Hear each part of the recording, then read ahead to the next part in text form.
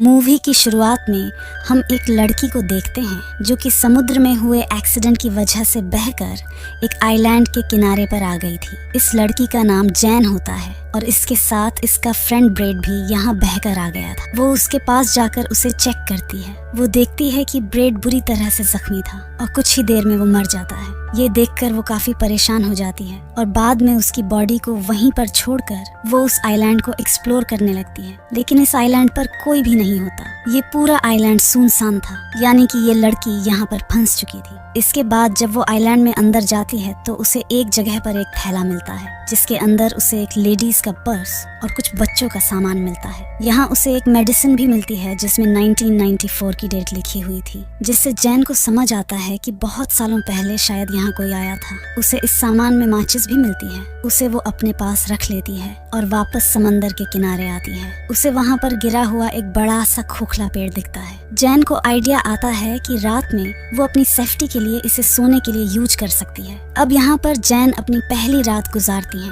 और सुबह होने पर उठकर वो देखती है कि समुद्र के किनारे कई सारी मछलियां बहकर आ गई थी। उसमें एक छोटी शार्क भी थी जिसका आधा शरीर खाया हुआ था। वो यहाँ से अपने खाने के लिए कुछ मछलियां ले लेती है। तभी जैन की नजर एक जगह पर जाती है जहाँ पर कि 3 लोगों की कब्र थी। ये देखकर जैन अपने दोस्त के लिए भी एक कब्र खोदती है क्योंकि उसके दोस्त की बॉडी सड़ने लगी थी। अगले दिन जब वो आइलैंड का चक्कर लगा रही होती है तो वो देखती है कि किसी ने उसके दोस्त की बॉडी को निकालकर आधा खा लिया है। ये देखकर जैन काफी घबरा जाती है। उसे कुछ समझ नहीं आता कि आखिर ये किसने किया होगा। उसे लगता है कि जरूर ये काम किसी जानवर का है जो कि इस आइलैंड पर रहता होगा। इसीलिए वो एक लकड़ी को नुकीला करती है और अपने लिए एक हथियार बनाती है। इसके बाद वो आइलैंड के बाहर बैठकर उस जानवर का इंतजार करने लगती है और रात हो जाती है। अब जैन को नींद आने लगती है लेकिन वो जानवर अभी तक यहाँ नहीं आया था। अगले दिन जैन के आंख खुलती है और वो समंदर में एक सूटकेस को देखती है। वो सूटकेस को लेने के बारे में सोचती है, इसलिए वो समंदर में जाकर उस सूटकेस को ले लेती है। तभी उसे नीचे कुछ महसूस होता है, इसलिए अब वो नीचे जाकर देखती है तो यहाँ पर उसे एक बड़ा सा होल दिखता है जिसे देखकर वो काफी हैरान हो जाती है। वो बाहर आकर उस सूटकेस को खोल कर देखती है। उसके अंदर उसे कुछ जूते और कुछ कपड़े मिलते हैं जिन्हें वो पहन लेती है। जब रात होती है तो जैन उस सामान को चेक करने लगती है और उसे उसमें कुछ फोटो दिखते हैं। वो उन्हें देखने लगती है और समझ जाती है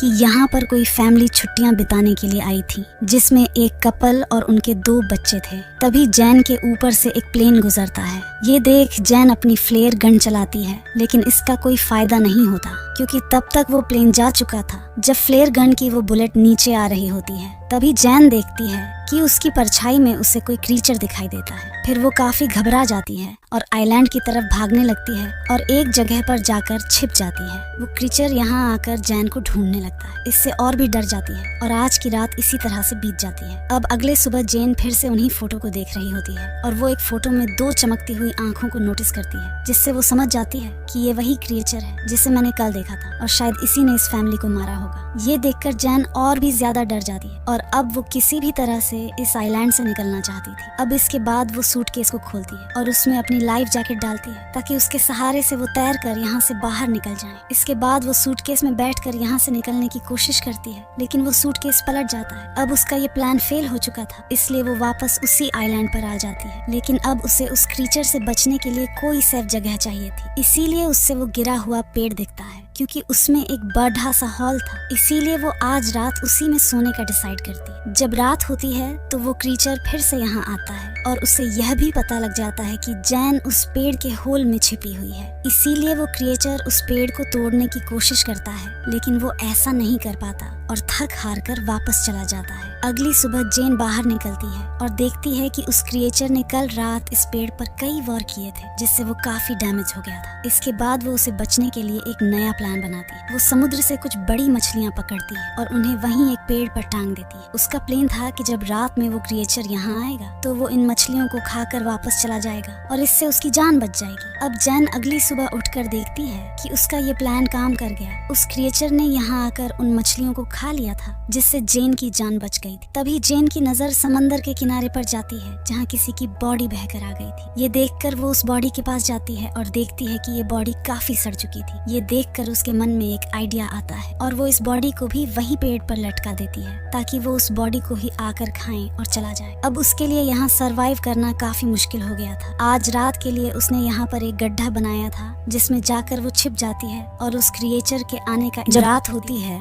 तो वो क्रिएचर यहाँ आता है और जेन पहली बार उस क्रिएचर को देखती है। उस क्रिएचर को देखकर काफी डर जाती है क्योंकि वो काफी खौफनाक था। अब वो यहाँ आकर उस बॉडी को खा जाता है। अभी जेन को अपने पास से कुछ आवाजें आती हैं और जैसे ही वो देखती है तो उसे वहाँ उस क्रीचर के पैर दिखाई देते हैं। ये देखकर वो और भी ज्यादा घबरा जाती है लेकिन किसी तरह से खुद को कंट्रोल करती है। अगली सुबह जब जेन उठती है तो वो अपने लिए एक सेफ जगह चाहती थी क्योंकि उसने उस क्रिएचर की हाइट देख ली थी। इसीलिए वो अपने लिए पेड़ के ऊपर एक झूला तैयार करती है ताकि वो क्रीचर उस तक ना पहुंच सके। इसके बाद वो झूले में जाकर बैठ जाती है। जब रात होती है तो वो क्रिएचर फिर से यहाँ आता है और उससे यहाँ जेन के होने का एहसास हो जाता है। इसीलिए वो झूले वाले पेड़ को जोर जोर से हिलाने लगता है जिससे वो झूला टूट जाता है और नीचे गिर जाता है। अब वो जेन का पीछा करने लगता है और जेन अपनी जान बचाकर भागने लगता है। तभी जेन देखती है कि वो क्रीचर जमीन से ज्यादा तेज पानी में दौड़ रहा है और वो पल भर में उसके सामने आकर खड़ा हो जाता है। लेकिन जेन अपने उस लकड़ी के औजार को उसके पेट में घुसा देती है। वो उसको उठाकर पानी में फेंक देता है और जेन खुद को किसी तरह से संभालती है। जेन देखती है कि वो क्रीचर यहाँ से जा चुका है और अब वो पानी से बाहर आ जाती है और वही एक पेड़ पर जाकर छिप जाती है। अगली सुबह जब जेन उठती है तो उसे पता चलता है कि उसका पैर काफी जख्मी हो चुका था। इसीलिए वो खुद को साफ करने के लिए समंदर में जाती है। जब वो यहाँ नहा रही थी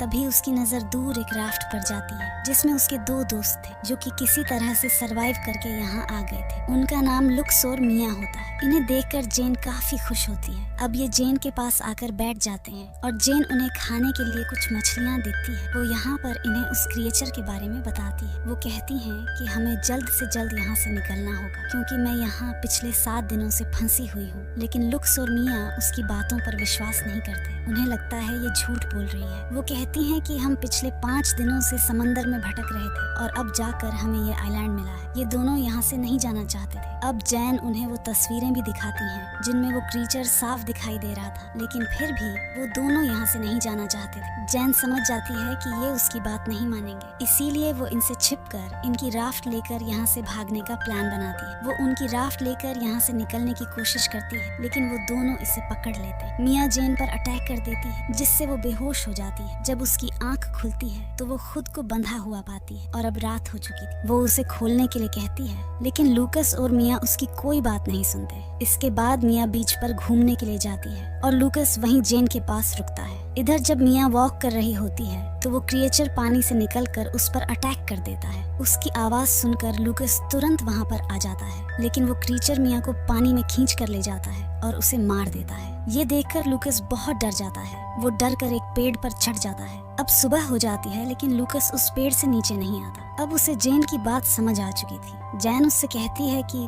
देखो, वो क्रिएचर सिर्फ रात में आता है, वो दिन में बाहर नहीं निकलता। ये बात सुनकर लूकस पेड़ से नीचे आता है। अब जैन लूकस से कहती हैं कि हमें जल्द से जल्द इस आइलैंड से निकलना होगा। लूकस उसकी बात मानने के लिए तैयार था। अब ये लोग कुछ मछलियाँ और कुछ नारियल अपने साथ ले लेते हैं। ये दोनों सभी सरवाइव करने के सामान को रख लेते हैं। यहाँ पर लूकस काफी डरा हुआ था। जेन उसे समझाती है कि वो क्रिएचर सिर्फ रात में अटैक करता है और जब तक रात होगी हम इस आइलैंड से काफी दूर जा चुके होंगे। इसके बाद जेन जाकर उस क्राफ्ट में बैठ जाती है जहाँ पर उससे कुछ खून बिखरा हुआ दिखाई देता है, जहाँ पर वो समझ जाती है कि पिछले 5 दिनों में इन दोनों ने सरवाइव करने के लिए जरूर किसी अपने इंसानी साथी को मार कर खाया होगा। जैसे ही अपनी क्राफ्ट से यहाँ से निकलने लगते हैं, लूकस को पानी में वही क्रिएचर दिखाई देता है। ये देखकर ये दोनों काफी घबरा जाते हैं और उस क्राफ्ट को चारों तरफ से ढक लेते हैं, लेकिन तभी वो क्रिएचर उनकी क्राफ्ट में घुसकर उन पर अटैक कर देता है। ये देखकर लूकस उस फ्लेयर गन से उस पर अटैक करती है, लेकिन वो क्रिएचर जेन को पकड़कर अपने साथ ले जाता है। जेन के पास एक नाइफ थी जिसे निकालकर वो उस क्रिएचर पर कई बार अटैक करती है, लेकिन तभी लूकस भी जेन को बचाने के लिए पानी में आ जाता है। ये देखकर वो क्रिएचर जेन को छोड़ देता है और लूकस को पकड़ लेता है। वो उसे लेकर अपने उस बड़े से होल में चला जाता है। ये देखकर जेन किसी तरह से तैरकर फिर से उसी आइलैंड पर पहुंच जाती है। जेन लूकस की मौत से काफी दुखी होती है, इसलिए वो क्रिएचर का सामना करने का डिसाइड करती है। इसके बाद वो वहाँ पड़ी लकड़ियों से कई सारे नुकीले हथियार बनाती है,